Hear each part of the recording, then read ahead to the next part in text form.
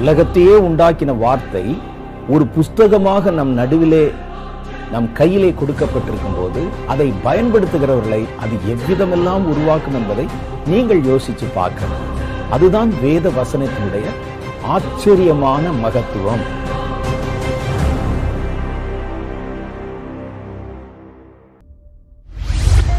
இயேசுவின் துவனி ஊழியங்கள் வழங்கும் தீர்க்கதரிசி வின்சென்ட் செல்வகுமார் அவர்களால் எழுதி வெளிவந்துள்ள கடைசி கால தலைமுறையினர் தெரிந்து கொள்ள வேண்டிய கடைசி கால தேவனின் வருகைக்கான செய்திகள் மற்றும் இளம் சுவிசேஷர்களுக்கும் ஊழியர்களுக்கும் வசனம் குறிப்புகள் அடங்கிய புத்தகங்கள் 2 மொழியில் வெளிவந்துள்ளன.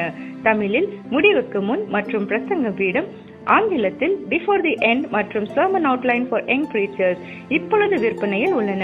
இந்த புத்தகங்களை அமேசானிலும் பிளிப்கார்ட்டிலும் எங்கள் ஆப்பிலும் பெற்றுக்கொள்ளலாம்.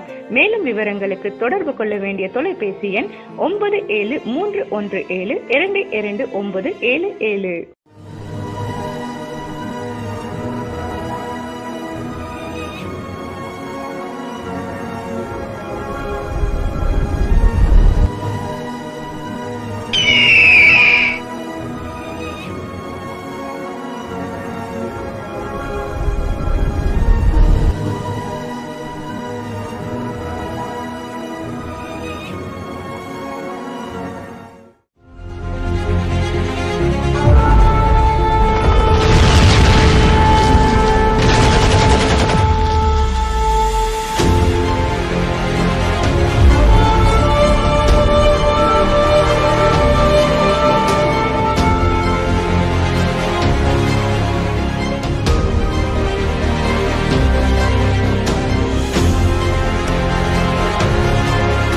கர்த்தருடைய நியாயத்திற்கு இருக்குல்ல, அது என்னென்ன வரிசையிலே நடக்கிறது, அதுக்கு பிறகு வருகிற ஒவ்வொரு எக்காலத்திலும் வருகிற பயங்கரங்கள் எல்லாம் தேவனால் வரவிடப்படுகிற பயங்கரங்கள், பூமியில நடக்கிற பயங்கரங்கள் தான் பட்டியல் போட்டு காட்டப்படுகிறது.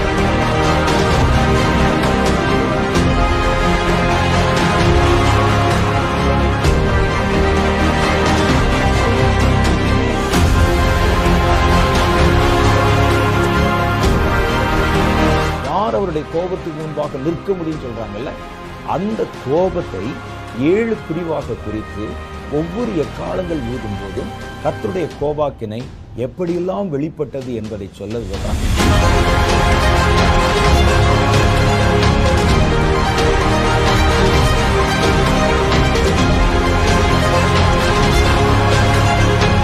காலங்களுடைய ரகசியம் மிக பெரியது.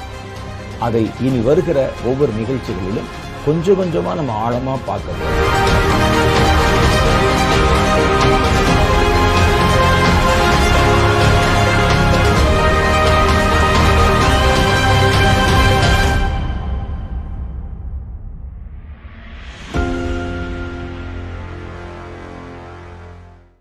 ஆண்டவராகிய இயேசு கிறிஸ்துவின் நாமத்தில் உங்கள் யாவருக்கும் என் அன்பின் நல்வாழ்த்துக்கள்.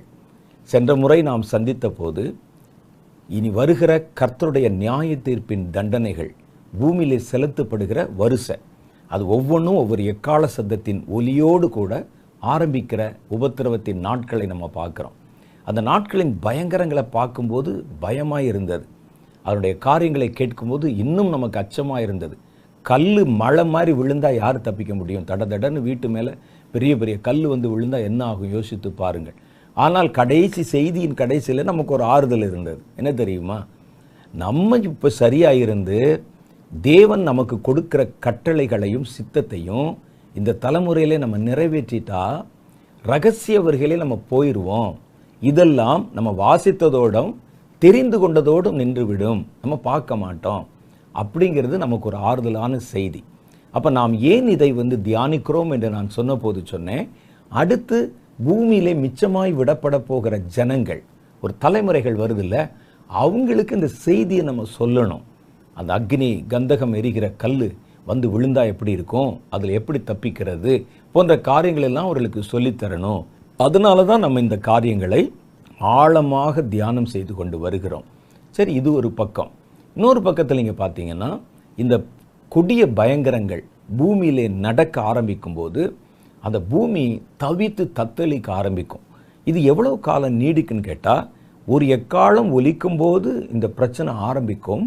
அடுத்த எக்காலம் வருகிற வரைக்கும் இந்த பிரச்சனையுடைய தாக்கம் பூமியில் ஜனங்களை வாட்டிக்கொண்டே இருக்கும். அது முடிஞ்சு அப்போ தான் கொஞ்சம் அதிலிருந்து மீண்டு வர முயற்சி பண்ணும்போது அடுத்த எக்காலத்தின் சத்தம் ஒலித்து விடும். அது ஆரம்பித்த உடனே அடுத்த பிரச்சனை வந்துடும். இதை மறந்துடுவாங்க. அதுக்குள்ளே அடுத்த பிரச்சனை தீவிரமாக வரும். அதனுடைய தாக்கத்திலிருந்து அவர்கள் வெளியே வருவதற்கு முன்னால் மூன்றாவது எக்காலம் ஊதப்பட்டு விடும். எவ்வளோ பயங்கரம் பாருங்கள். இப்போ இந்த முதல் எக்காலம் ஊதப்படும் போது கல்லு மழை வானத்திலிருந்து பெய்ததாம். அதுதான் ரொம்ப பயங்கரம். எருசலேமிலே ஒரு முறை நாங்கள் அங்கே தங்க நேரிட்ட போது, எருசலேமில் அந்த மலையில் நாங்கள் தங்கியிருந்தோம். ஒரு பெரிய ஹோட்டல் இருக்குது அந்த ஒலிவ மலையில். அதில் ஒரு 7 நாட்கள் தங்க நேரிட்டது. ஒரு நாள் இரவிலே படுத்து உறங்கி கொண்டிருக்கும் போது பயங்கரமான சத்தம். கல் பாறைகள் ஒன்றோடு ஒன்று உரசுற மாதிரி சத்தம். ஏதோ வெடிகுண்டுகள் வெடிக்கிற மாதிரி தட்ட தட்ட தட்டன்னு ஒரு பெரிய சத்தம். என்னால் தூங்க முடியல. நான் பாதியில் எழுந்து விட்டேன். பார்த்தீங்கன்னா எல்லா பக்கத்துலேயும் குண்டு வச்சா எப்படி சத்தம் கேட்கும் அது மாதிரி சத்தம் கேட்குது. காற்று வீசுகிற சத்தம் கேட்குது. ஓன்னு சத்தம் கேட்குது. பக்கத்து ரூமில் எல்லாரும் வந்து வெளியே வந்து பார்க்குறோம். அப்போ அவர்கள் அங்கே சொன்னாங்க, இது அடிக்கடி இங்கே நடக்கிற ஒரு காரியம்தான். இந்த மலையிலே கல் பாறைகள் இருக்கும், பெரிய பெரிய பாறை.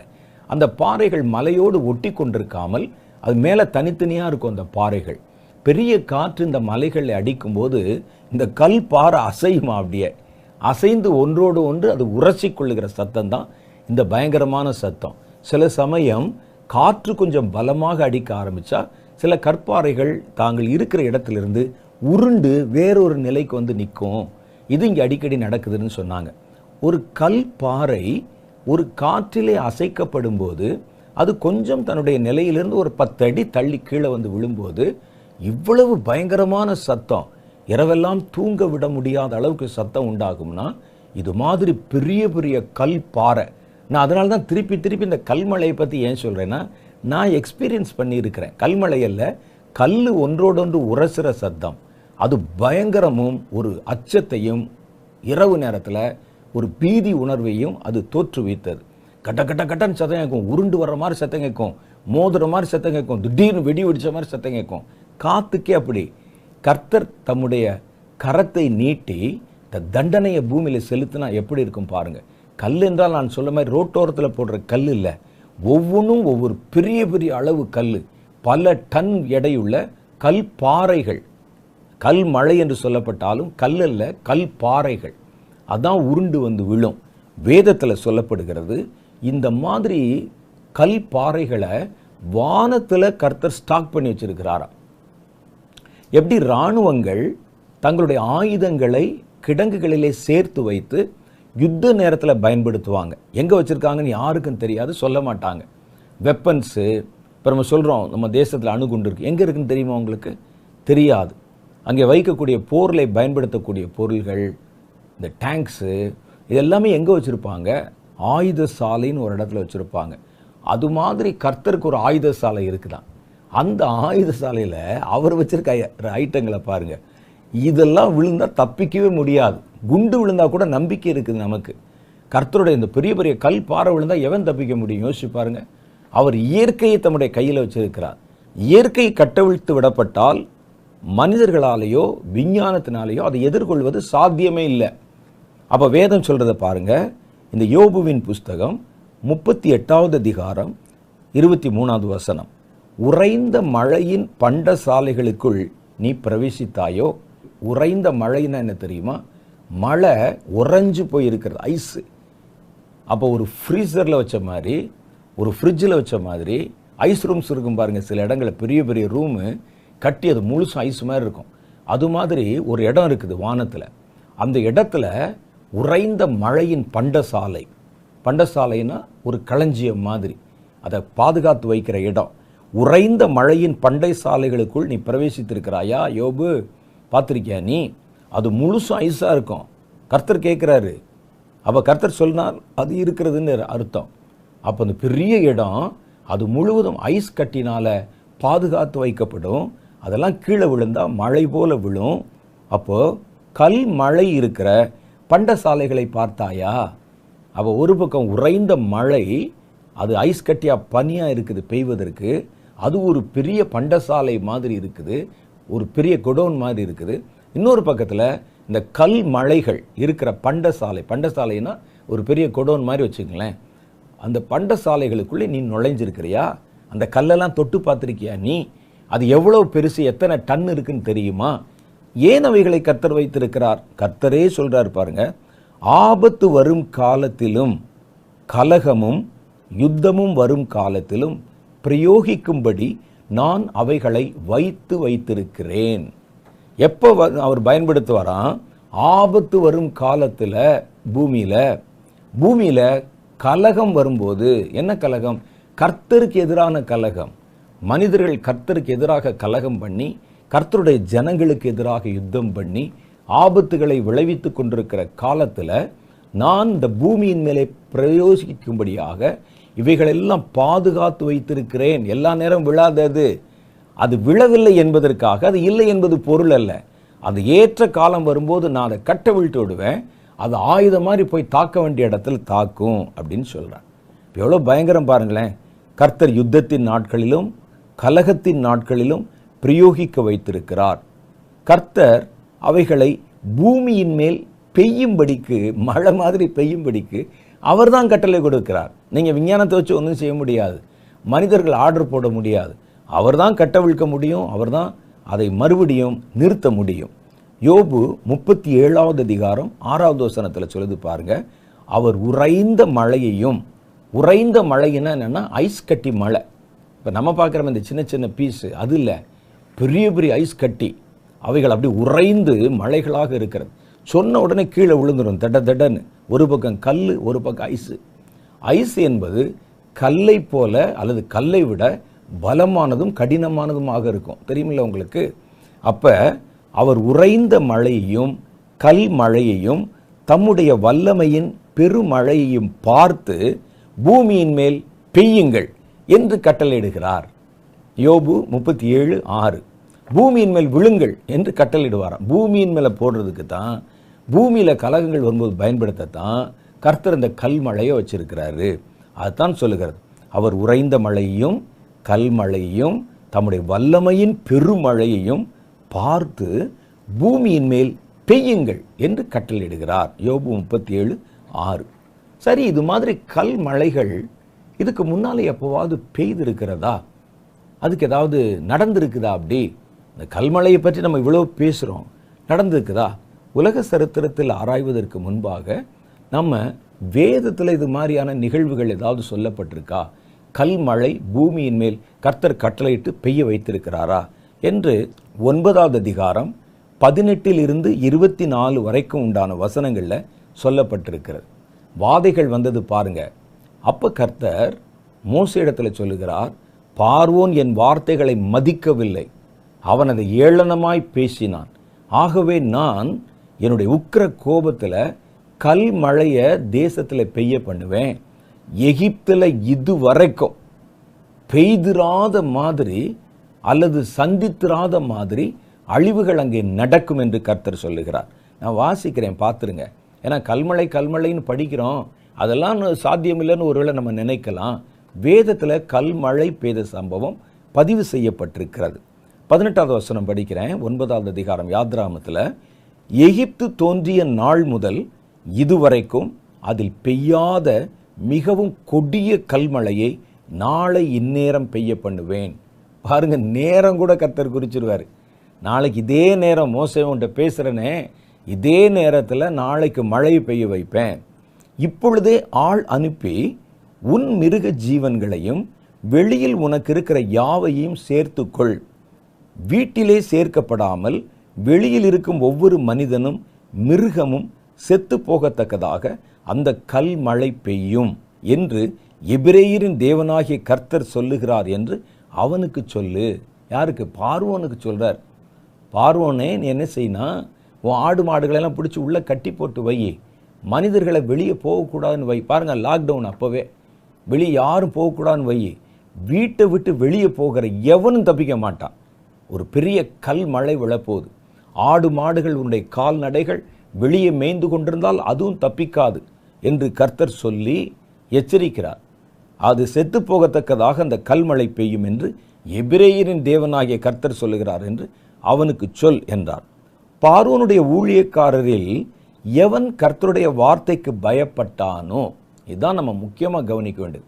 கர்த்தருடைய வார்த்தைக்கு பயப்பட்டு கீழ்ப்படுகிறவனை எந்த தண்டனையும் எந்த அசம்பாவிதமும் தொடாது. அவன் எகிப்தியனா இருந்தா கூட, அவன் வாக்குத்தத்தம் பெற்றவன் அல்ல, ஆபிரகாமுடைய சந்ததியும் அல்ல. அவன்கிட்ட இருந்த ஒரே ஒரு ஸ்பெஷாலிட்டி என்னன்னா, கர்த்தர் சொல்லிட்டாரியா நடந்துரும் அப்படின்னு நம்பினான். அவன் எகிப்தியன், அந்நிய தேவர்களை ஆராதிக்கிறவன். அவனுக்கு கூட பாருங்க, கர்த்தருடைய வார்த்தையை விசுவாசித்தா பாதுகாப்பு கிடைத்து விடுகிறது. பார்வோனுடைய ஊழியக்காரரில் எவன் கர்த்தருடைய வார்த்தைக்கு பயப்பட்டானோ அவன் தன் வேலைக்காரரையும் தன் மிருக ஜீவன்களையும் வீடுகளுக்கு ஓடி வர பண்ணினான். வந்துரு. பார்வோன் அதை நம்புகிறானோ இல்லையோ, நான் நம்புறேன்யா. ஒருவேளை நான் இதை பயந்து போய் கூட்டி சேர்க்கிறத பார்வோன் பார்த்தா என் மேலே வழக்கு போட்டாலும் போடலாம். அதனால் யாருக்கும் தெரியாமல் எல்லாரையும் கொண்டு வந்து யாரும் வீட்டை விட்டு வெளியே போகாதீங்கன்னு சொல்லி பத்திரப்படுத்தி வைக்க பண்ணினான். எவன் கர்த்தருடைய வார்த்தையை மதியாமல் போனானோ, என்ன பெரிய எபிரேயரின் தேவன் தானே, எகிப்தின் தேவனா அவர், நாங்கள் ஏன் அதற்கு கீழ்ப்படியணும், நாங்கள் ஏன் கேட்கணும் என்று கர்த்தருடைய வார்த்தையை மதியாமல் போனானோ அவன் தன் வேலைக்காரரையும் தன் மிருக ஜீவன்களையும் வெளியிலே விட்டு விட்டான். அதெல்லாம் நடக்காதுங்க, பார்த்துடலாம். நம்ம ஆட்களே நிறைய பேர் பேசுவாங்க, இதெல்லாம் நம்புகிற மாதிரி அங்கே இருக்குது, இதெல்லாம் நடக்காது. அது என்ன வானத்தில் இந்த கல்மழை விழுங்குறீங்க, ரத்தம் விழுங்குறீங்க, ரத்தம் என்பது உடம்புல தானே ஓடும், எங்கள் வானத்திலே ஓடிட்டு இருக்கு. இப்படிலாம் ஏதாவது எதிர்கேள்வி பேசிக்கொண்டு பொழுதுபோக்குற ஆட்கள் இருக்கிறாங்க. கர்த்தருடைய வார்த்தை மதியாமல் போனவன் தன் வேலைக்காரரையும் தன் மிருக ஜீவன்களையும் வெளியிலே விட்டு விட்டான். அப்பொழுது கர்த்தர் மோசேயை நோக்கி, எகிப்து தேசம் எங்கும் மனிதர்கள் மேலும் மிருக ஜீவன்கள் மேலும் எகிப்து தேசத்தில் இருக்கிற சகல விதமான பயிர்கள் மேலும், பார்த்தீங்களா, அந்த கல் மழைக்கும் பயிர்களுக்கும் சம்பந்தம் இருக்கிறது. கல் மழை பெய்ய உன் கையை வானத்துக்கு நேராக நீட்டு என்றார். இது மோசேக்கு கர்த்தர் கொடுத்த கனம். நீ கையை வானத்துக்கு நேராக நீட்டு, அந்த மழை என்ன செய்யுமா, மனிதர்கள் மேலே பெய்யும், மிருக ஜீவன்கள் மேலே பெய்யும், எகிப்தில் இருக்கிற சகல விதமான மரங்கள் பயிர்கள் மேலே பெய்யும். பாருங்க, வயல் இதெல்லாம் பெஞ்சுனா முடிஞ்சது கதை, சாப்பாட்டுக்கு வழி இருக்காது என்று உன் கையை நீட்டு என்றார். அப்படியே மோசே தன் கோலை வானத்துக்கு நேராக நீட்டினான். அப்பொழுது கர்த்தர் இடி முழக்கங்களையும், பாருங்க கல்மழை எப்படி வருதுங்கிறத அவங்க அப்படி நமக்கு விளக்கி சொல்லியிருக்கிறாங்க.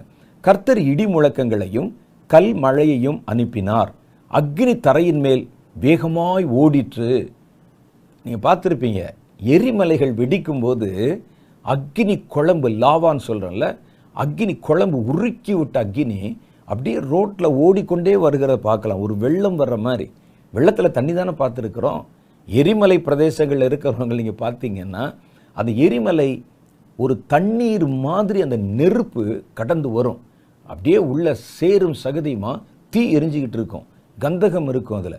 அது ஊருக்குள்ளே நுழைஞ்சிச்சுன்னா கட்டடங்கள் மேலெல்லாம் பட்டு எல்லாவற்றையும் எரித்து சாம்பலாக்கி கடந்து போகும். பிலிப்பீன்ஸ் தேசத்திலே நான் இருக்க நேரிட்ட பொழுது ககாயன் டி ஓரோ என்ற ஒரு பட்டணத்தில் ஒரு நாள் இரவு நான் தங்கியிருந்தேன். அது ஒரு பெரிய எரிமலை இருக்குது அந்த இடத்துல.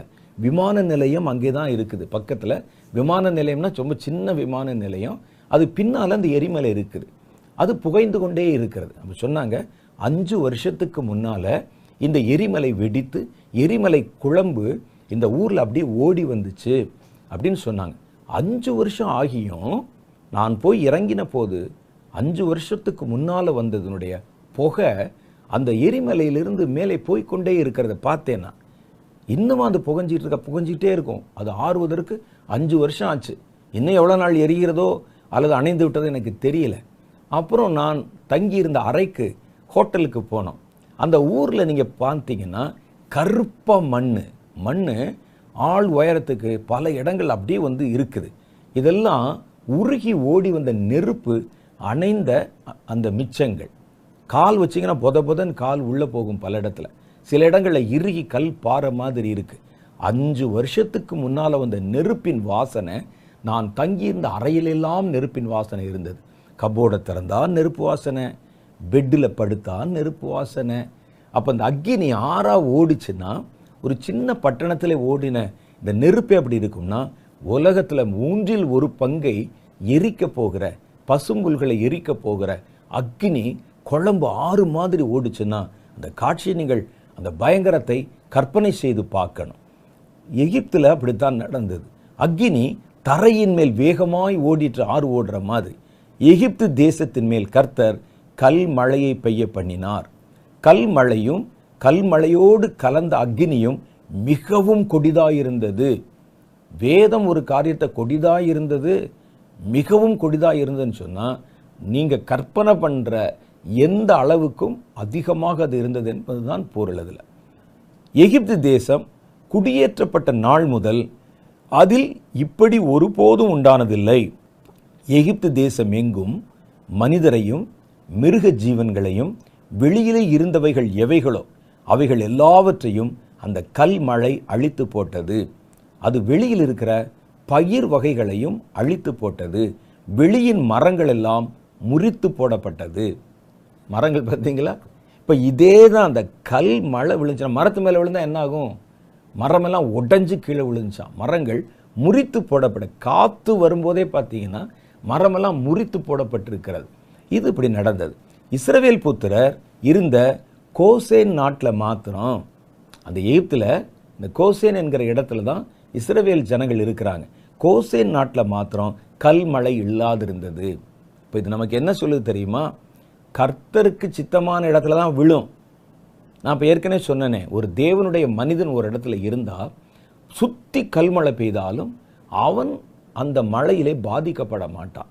அவனை சுற்றி மழை பெய்யும், கல் விழுகிறத பார்க்கலாம், ஆனால் அவன் மேலே எந்த சேதத்தை உண்டாக்காது. இப்போ பாருங்கள், தேவனுடைய ஜனங்கள் கோசேன் என்ற தேசத்தில் எகிப்தினுடைய மத்திய பகுதியில் அவங்க குடியிருந்தாங்க. அந்த இடத்தை தவிர அந்த தேசம் முழுவதிலும் கல்மழை பெய்தது என்று வேதாகமம் பதிவு செய்து வைத்திருக்கிறது. இது ஒரு கல்மழை. ரெண்டாவது ஒரு சம்பவம் எப்போ நடந்தது கல்மழைனா, யோசுவாவின் காலத்தில் ஒரு முறை கல்மழை பெய்ததாக வேதத்திலே பதிவு செய்யப்பட்டிருக்கிறது. எருசலேம் ராஜா அங்கே இருக்கிறாரு. அவர் எமோரியர்களின் அந்த கூட்டணியோடு, எருசலேமின் ராஜானா அவர் இஸ்ரவேலர் கிடையாது. இஸ்ரவேலர்கள் இன்னும் எருசலேமுக்குள்ளே போக கிடையாது. யோசுவாவின் தலைமையில் இருக்கிறாங்க. அதில் எமோரியர்களின் ராஜா அங்கே இருக்கிறார். எருசலேமை பிடித்து எபூசியர்கள் கொஞ்ச காலம் எருசலேமை ஆட்சி பண்ணாங்க. இந்த எருசலேமின் மேல் இருந்த ராஜாவுக்கு பேர் அதோனி சேதேக் என்பது. இந்த ராஜா இந்த இஸ்ரவேலர்கள் கடந்து வருகிறதை பார்த்து பயந்து அவங்களை எப்படியாவது எதிர்க்கணும், நம்ம நாட்டுக்குள்ளே வரவிட்டுறக்கூடாதுன்னு சொல்லி அவர்களுக்கு எதிராக யுத்தம் செய்ய யோசனை பண்ணினார். அவங்களுடைய பலத்தை பற்றி பல செய்திகள், பல காரியங்கள் கேள்விப்பட்டிருக்கிறதுனால நம்ம தனி ஒரு ஆளாக இவர்களை எதிர்க்க முடியாது என்று சொல்லி மேலும் 4 ராஜாக்களை, எமோரியர்களின் 4 ராஜாக்களை கூட்டிக் கொண்டு மொத்தம் 5 ராஜாக்கள், 5 இராணுவங்கள் படையெடுத்து இஸ்ரவேலரோட கூட யுத்தம் செய்வதற்கு ஆயத்தம் பண்ணாங்க. நம்ம எல்லாம் வாங்க ஒன்றா இருந்து கூட்டணி அமைச்சு இவங்களை அட்டாக் பண்ணுவோம், கூட்டணியில் வந்து நம்ம நிற்போம்னு சொல்லி பக்கத்து தேசத்தில் இருந்தவர்களுக்கெல்லாம் அறிவிப்பு கொடுத்தான். அந்த 4 ராஜாக்களும் இவனோடு கூடிக்கொண்டு மொத்தம் 5 ராஜாக்கள் யோசுவாவின் தலைமையிலே வந்த தேவனுடைய படையை எதிர்க்க தலைப்பட்டார்கள். யோசுவாவின் புஸ்தகம் 10வது அதிகாரம் 10, 11 ஆகிய வசனங்கள் சொல்லுகிறது. அப்பொழுது யோசுவாவின் தலைமையில் இருந்தவர்கள் இவர்களை 5 ராஜாக்களையும் எதிர்த்து சண்டை போட்டாங்க. மாத்திர இல்லை, அவர்களுக்கு உதவி செய்யும்படிக்கு கர்த்தர் வானத்திலிருந்து கல்லுகளை வந்து விழ பண்ணினார். அப்போ அதை பார்த்த உடனே பயந்து அலறி ஓடுறாங்க. வாசிக்கிறேன் கேளுங்களேன். கர்த்தரோ, யோசுவா புஸ்தகம் 10வது அதிகாரம் 10, 11 ஆகிய வசனங்கள். கர்த்தரோ அவர்களை இஸ்ரவேலர்களுக்கு முன்பாக கலங்க பண்ணினார். ஆகையால் அவர்கள் கிபியோனிலே மகா சங்காரமாக மடங்கடித்து பெத்தோரோனுக்கு போகிற வழியிலே துரத்தி அசக்கா மட்டும் முறியடித்தார்கள். கர்த்தர் அவர்களை கலங்க பண்ணினார். இவங்க விரட்டிகிட்டே போகிறாங்க. அவர்கள் பெத்தோரோனிலிருந்து இறங்குகிற வழியிலே இஸ்ரவேலுக்கு முன்பாக ஓடி போகையிலே அசக்கா மட்டும் ஓடுகிற அவர்கள் மேல் கர்த்தர் வானத்திலிருந்து பெரிய கற்களை விழ பண்ணினார். அப்போ யுத்தம் 2 படையும் தான் இருக்கும். ஆனால் கர்த்தர் கற்களை விழ பண்ணின போது அந்த கற்கள் எதிரிகள் மேலே மாத்திரம்தான் விழுந்தது. அந்த கூட்டத்துக்கு நடுவில் தானே இஸ்ரேல் இருக்காங்க, அவங்க பாதிக்க பண்ணலை. அப்போ கற்களை விழ பண்ணினார், அவர்கள் செத்தார்கள். இஸ்ரவேல் புத்திரர் பட்டயத்தால் கொன்றவர்களை பார்க்கிலும் கல் மழையினால் செத்தவர்கள் அதிகமாயிருந்தார்கள். இவங்க போய் சண்டை போட்டு ஜெயிச்சு அவங்க கொன்ற இராணுவத்தை விட கர்த்தர் அனுப்பினார் பாருங்க கல் மழை, அது அதிகமாக இருந்ததாம். அதில் நிறைய பேர் செத்தாங்களாம். இப்படி ஒரு 2 சம்பவம் வேத புஸ்தகத்தில் நமக்கு சொல்லப்பட்டிருக்கிறது. கடைசி காலத்தில் மனுஷர் மேல் பெய்யும் கல் மழையை பற்றியும் வெளிப்படுத்தின விசேஷம் 16வது அதிகாரம் சொல்லுகிறது. அப்போ 2 முறை கல் மழை பெய்கிறது. ஒன்று எப்போ பெய்யுதுன்னா, முதல் எக்காளம் ஒலிக்கும் போது ஒரு முறையும், 7வது கோப கலசம். இப்போ எக்காளம் முடித்தோடனே பார்த்தீங்கன்னா கர்த்தருடைய கோபாக்கினை கலசம், அதை பற்றி பார்ப்போம். அதில் 7 கலசங்கள் இருந்த கர்த்தருடைய கோபாக்கினை, உக்கிர கோபாக்கினை நெருப்பு பூமியில் கொட்டப்பட்டது. அதில் 7வது கலசம் ஊற்றப்படும் போது ஒரு முறையும் கல் மழை பெய்கிறது. வெளிப்படுத்தின விசேஷம் 16வது அதிகாரம் 21 எதிர்காலத்தில் பெய்ய போகிற கல்மழையை பற்றி வேதம் சொல்லுது. 1 தாலந்து நிறையான பெரிய கல்மழையும் வானத்திலிருந்து மனுஷர் மேல் விழுந்தது. அந்த கல் மழையினால் உண்டான வாதை நிமித்தம் மனுஷர்கள் தேவனை தூஷித்தார்கள். அந்த வாதை மகா கொடியதாக இருந்ததாம். இந்த கல் மழை விழுகிறதுனால உண்டாகிற வாதை மகா கொடியதாக இருந்தது. இந்த கல் மழை தான் முதல் எக்காலம் ஒலிக்கும் போது பூமியின் மேல் விழுகிறது. அது விழும்போது நிலப்பரப்பில் விழுகிறது.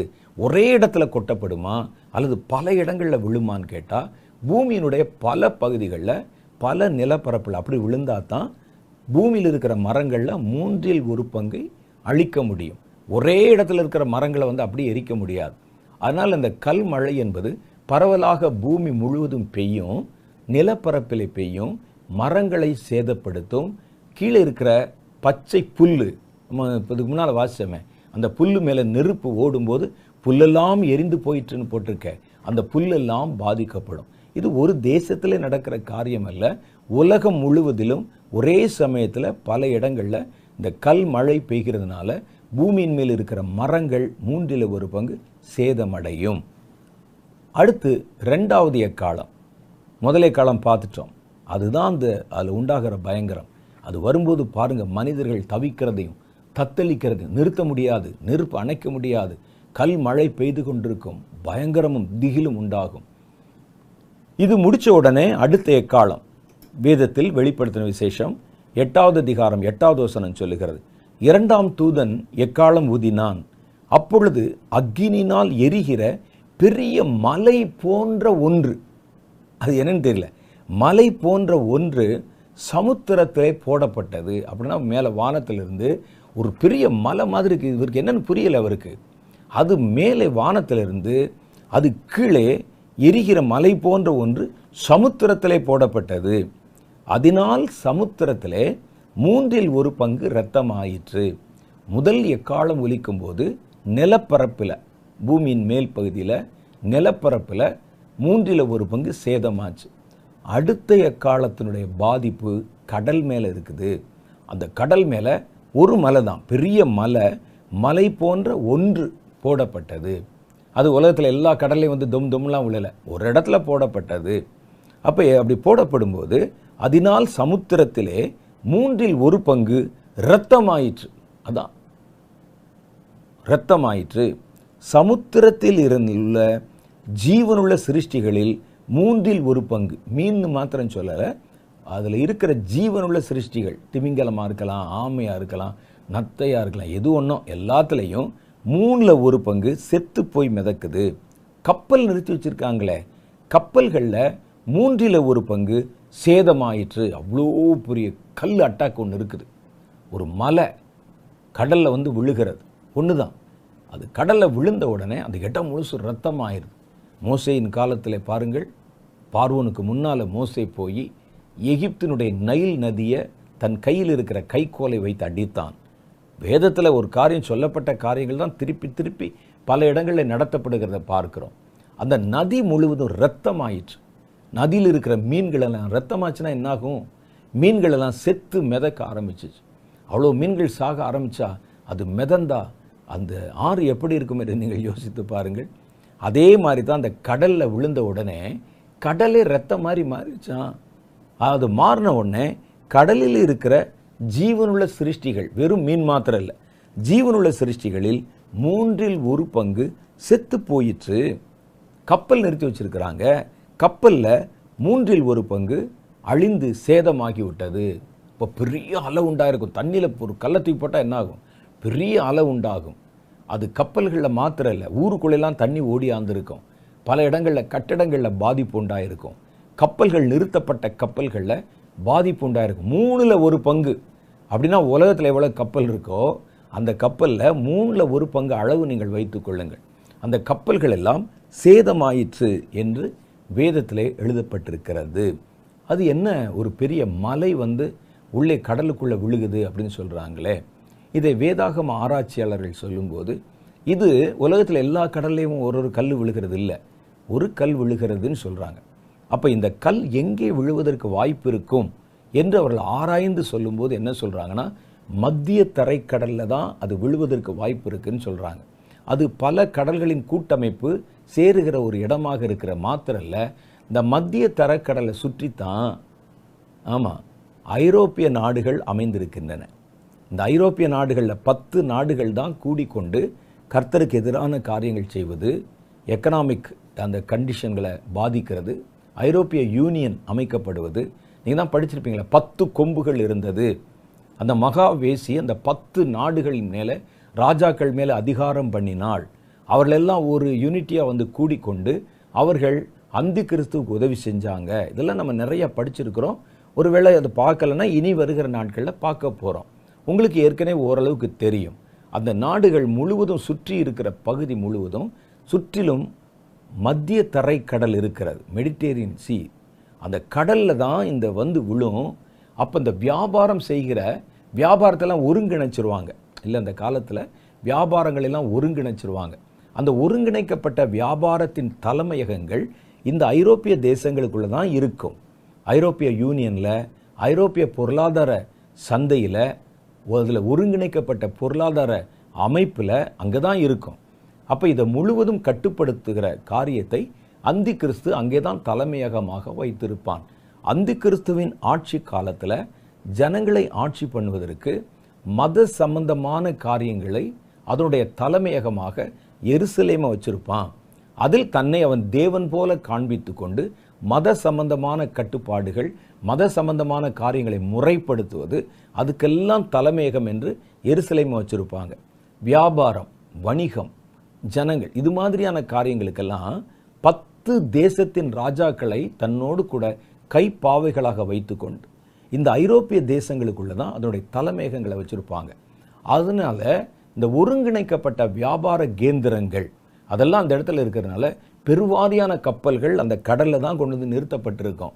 பெரிய பெரிய துறைமுகங்கள் அங்கே தான் இருக்கும். அதெல்லாம் அந்த தேசத்தில் இருக்கிறதுனால கர்த்தர் டைரக்டாக அந்த தேசங்களோடு தொடர்பு இருக்கக்கூடிய கடலிலே ஒரு பாதிப்பை உண்டு பண்ணத்தான் ஒரு பெரிய மலை போன்ற ஒன்றை அந்த கடலிலே இறங்க பண்ணுவார். அதை விட்டுட்டு அது வேற எங்கேயோ ஒரு பக்கத்தில் நார்த் போலில், சவுத்து போலில் ஒரு கடலில் போய் விழுந்துச்சுன்னா அதில் என்ன பாதிப்பு இருக்கும்? எத்தனை கப்பல் பாதிக்கப்படும்? ஒரு இடத்துல ஒரு கடலில் ஒரு பெரிய மலை விழுந்து உலகத்தில் இருக்கிற கப்பல் எண்ணிக்கையில் 1/3 கப்பல்கள் அழிய வேண்டுமானால் அது ரொம்ப பிஸியான ஒரு கடல் ஏரியாவாக தான் இருக்கணும். எங்கேயோ கரிபியன் கடலில், நமக்கு தெரியாத காஸ்பியன் கடலில் அதெல்லாம் போய் விழுந்துச்சுன்னா என்ன பாதிப்பு இருக்க போகிறது? அப்போ முக்கியமான கடல் வழித்தடங்கள் இருக்கிற இடம், கப்பல்கள் உலாவுகிற இடம், கப்பல்கள் நங்கூரம் பாய்ச்சி நிறுத்தப்படுகிற இடம், இதைத்தான் கர்த்தர் டார்கெட் பண்ணுவார். அதோடு தொடர்புடைய தேசங்கள் அங்கே இருக்கிறதுனால இவைகள் தொடர்புடைய கடலான மத்திய தரைக்கடலில் தான் இது விழுவதற்கு வாய்ப்பு உண்டு என்று வேதத்தை ஆராய்ந்த ஆராய்ச்சியாளர்கள் சொல்கிறாங்க. அது இருக்கலாம், ஒருவேளை வேறு இடத்தை கர்த்தர் சூஸ் பண்ணாலும் பண்ணலாம், நமக்கு தெரியல. உங்களுக்கு ஒரு இன்ஃபர்மேஷனுக்காக இதை நான் சொல்லிக்கொள்ள விரும்புகிறேன். அப்போ இப்படிப்பட்ட ஒரு பெரிய தண்டனை கடல் மேலே வரப்போகுது. பாருங்களேன், பகுதி பகுதியாக உலகத்தில் இருக்கிற முக்கியமான இடங்கள் எல்லாம் முதல்ல நிலப்பரப்பு, 2வது கடல், அப்படி கர்த்தர் ஒவ்வொரு பகுதி பகுதியாக பாதிப்புகளை செலுத்தி கொண்டே வருவதை பார்க்க முடிகிறது. இதை பற்றி இன்னும் நம்ம நிறைய பேச வேண்டி இருக்கிறது. இன்றைக்கு நமக்கு அதிக சமயம் ஆகிவிட்டது. மறு நிகழ்ச்சியிலே நம்ம சந்திக்கும் போது கர்த்தருடைய நியாய தீர்ப்பின் தண்டனைகள், எக்காலங்கள் ஒலிக்கும் போது உண்டாகிற உலக பயங்கரங்களை பற்றி மேலும் சில விவரங்களை பார்க்கலாம். அதுவரை கர்த்தராகிய தேவன் உங்களையும் உங்கள் குடும்பத்தையும் ஆசீர்வதித்து காப்பாராக. ஆமென்.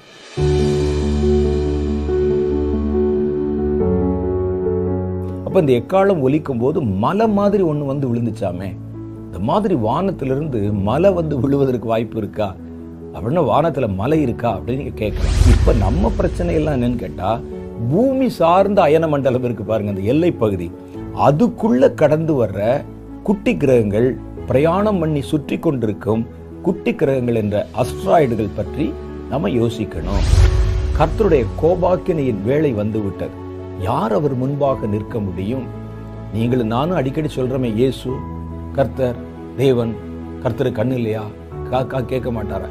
அவர் யாருன்னு நீங்க நல்லா யோசிச்சு பார்த்தா தான் தெரியும். அவர் எவ்வளவு பெரியவர் என்று நமக்கு தெரியும். இதெல்லாம் கட்டி ஆண்டு கொண்டிருக்கிற தேவன்.